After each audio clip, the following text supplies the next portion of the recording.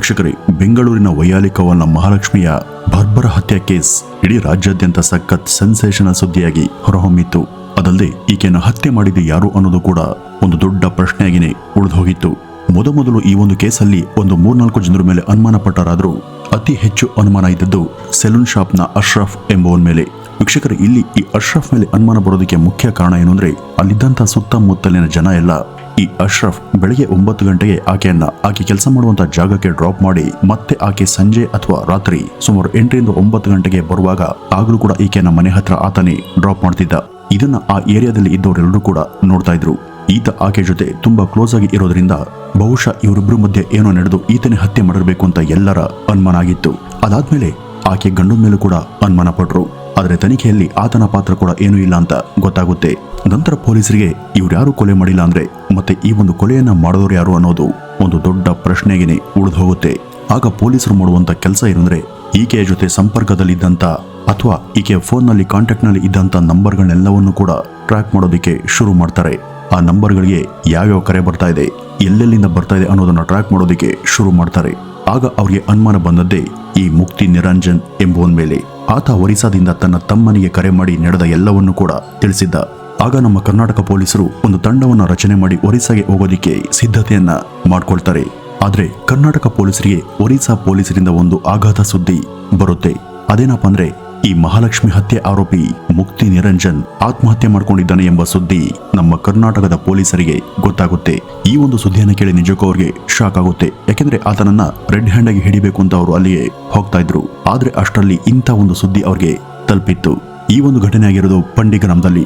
ಈತ ಒರಿಸ್ಸಾದ ಭದ್ರಕ್ ಜಿಲ್ಲೆಯ ದುಶೇರಿ ಠಾಣಾ ವ್ಯಾಪ್ತಿಯ ಬೋಯಕ್ಪುರ ಅನ್ನೋದು ಈತನ ಊರು. ಈ ಮುಕ್ತಿ ನಿರಂಜನ್ ನಿನ್ನೆ ಪಂಡಿ ಗ್ರಾಮದ ತನ್ನ ನಿವಾಸಕ್ಕೆ ಬಂದಿದ್ದ.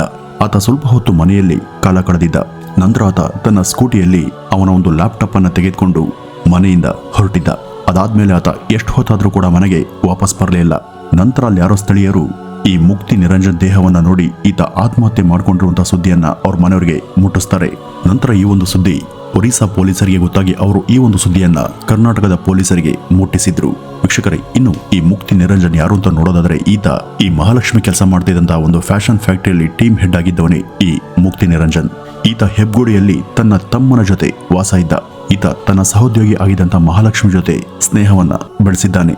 ನಂತರ ಆ ಒಂದು ಸ್ನೇಹ ಪ್ರೀತಿಗೆ ತಿರುಗಿತ್ತು.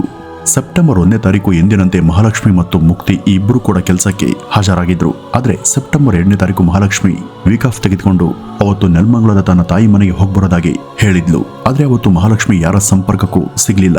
ಆವತ್ತನೇ ಈ ಮುಕ್ತಿ ನಿರಂಜನ್ ಮಹಾಲಕ್ಷ್ಮಿಯನ್ನ ಕೊಂದು ಪರಾರಿಯಾಗಿದ್ದ ಅಂತ ಹೇಳಲಾಗುತ್ತೆ. ಈ ಮಹಾಲಕ್ಷ್ಮಿ ಬೇರೊಬ್ಬನ ಜೊತೆ ಆತ್ಮೀಯಳಾಗಿದ್ಲು. ಇದೇ ವಿಚಾರಕ್ಕೆ ಇಬ್ಬರ ಮಧ್ಯೆ ಪದೇ ಪದೇ ಜಗಳ ಆಗ್ತಾ ಇತ್ತು. ಆತನ ಜೊತೆ ನೀನು ತುಂಬಾ ಕ್ಲೋಸ್ ಆಗಿದೀಯಾ, ಆತನ ಜೊತೆ ಸ್ನೇಹವನ್ನ ಇಟ್ಕೋಬೇಡ ಅಂತ ಪದೇ ಪದೇ ಈ ಮುಕ್ತಿ ನಿರಂಜನ್ ಆಕೆಗೆ ಹೇಳ್ತಾನೆ ಬಂದಿದ್ದ. ಆದ್ರೆ ಆಕೆ ಈತನ ಮಾತನ್ನ ಕೇಳಿರಲಿಲ್ಲ. ಇದೇ ಕಾರಣಕ್ಕೆ ಕೋಪಗೊಂಡು ಈ ಮುಕ್ತಿ ನಿರಂಜನ್ ಈಕೆಯನ್ನ ಹತ್ಯೆ ಮಾಡಿದ್ದಾನೆ. ನಂತರ ಸೆಪ್ಟೆಂಬರ್ 3ನೇ ತಾರೀಕು ಈತ ತನ್ನ ಫೋನನ್ನ ಸ್ವಿಚ್ ಆಫ್ ಮಾಡಿಕೊಂಡು ಪರಾರಿಯಾಗಿದ್ದ. ಇನ್ನು ಈತ ಆತ್ಮಹತ್ಯೆ ಮಾಡಿಕೊಂಡಿರುವಂತಹ ಜಾಗದಲ್ಲಿ ಒಂದು ಡೆತ್ ನೋಟ್ ಕೂಡ ಸಿಕ್ಕಿದೆ.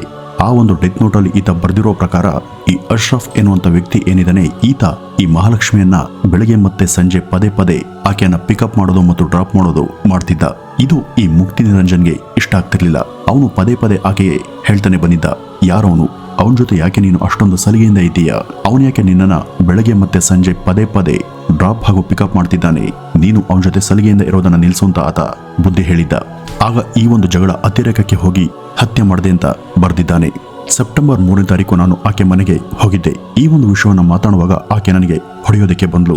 ಇದು ನನಗೆ ತುಂಬಾನೇ ಕೋಪ ತರಿಸಿ ನಾನು ಆಗ ಆಕೆಗೆ ಹೊಡೆದೆ. ಈ ಒಂದು ಜಟಾಪಟಿಯಲ್ಲಿ ನನಗೆ ಕೋಪ ಜಾಸ್ತಿಯಾಗಿ ಆಕೆಯನ್ನ ಹತ್ಯೆ ಮಾಡಿದೆ ಅಂತ ಆತ ಡೈರಿಯಲ್ಲಿ ಬರೆದಿದ್ದಾನೆ.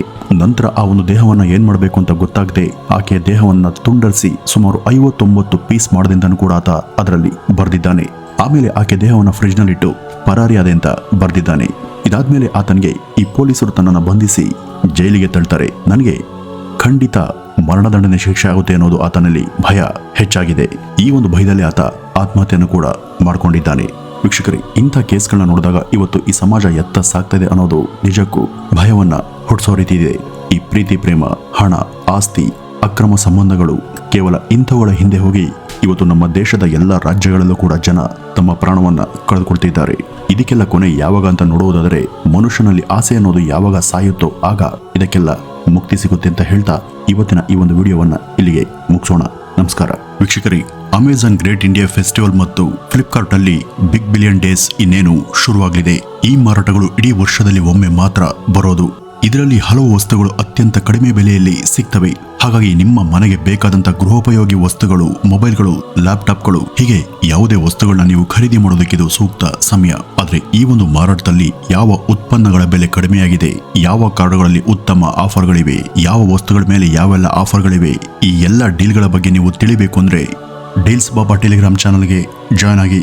ಈ ಒಂದು ಗ್ರೂಪಲ್ಲಿ ನಾವು ಯಾವಾಗಲೂ ಕೂಡ ಅಮೆಜಾನ್, ಫ್ಲಿಪ್ಕಾರ್ಟ್, ಮಿಂತ್ರಾ, ಎಜಿಯೋನಂತಹ ಉನ್ನತ ವೆಬ್ಸೈಟ್ಗಳಲ್ಲಿ ಬೆಸ್ಟ್ ಆಫರ್ಗಳನ್ನ ಟ್ರ್ಯಾಕ್ ಮಾಡ್ತಿರ್ತೀವಿ. ಮತ್ತೆ ಬೆಲೆಗಳು ಕಡಿಮೆ ಆದಾಗ ಅವುಗಳನ್ನ ಇದೇ ಗ್ರೂಪ್ನಲ್ಲಿ ತಕ್ಷಣ ಪೋಸ್ಟ್ ಮಾಡ್ತಾರೆ. ಅದಷ್ಟೇ ಅಲ್ಲದೆ ಫ್ಲಾಶ್ ಸೇಲ್ಸ್, ಲೈಟಿಂಗ್ ಡೀಲ್ಸ್ಗೆ ಸಂಬಂಧಪಟ್ಟಂತ ರಿಯಲ್ ಟೈಮ್ ಅಲರ್ಟ್ ಕೂಡ ನಿಮಗೆ ಇದರಲ್ಲಿ ಸಿಗುತ್ತೆ. ನೀವು ಈ ಡೀಲ್ಗಳ ಮೂಲಕ ಸಾಕಷ್ಟು ಹಣವನ್ನು ಕೂಡ ಉಳಿಸಬಹುದು. ಮತ್ತೆ ತಡ, ಡಿಸ್ಕ್ರಿಪ್ಷನ್ ಬಾಕ್ಸ್ ಅಲ್ಲಿ ಕೊಟ್ಟಿರುವಂತಹ ಆ ಒಂದು ಲಿಂಕ್ ಅನ್ನ ಕ್ಲಿಕ್ ಮಾಡಿ ಅಥವಾ ಟೆಲಿಗ್ರಾಮ್ ಚಾನಲ್ ನಲ್ಲಿ ಡೀಲ್ಸ್ ಬಾಬಾ ಅಂತ ಸರ್ಚ್ ಮಾಡಿ ಆ ಒಂದು ಗ್ರೂಪ್ಗೆ ಜಾಯ್ನ್ ಆಗಿ.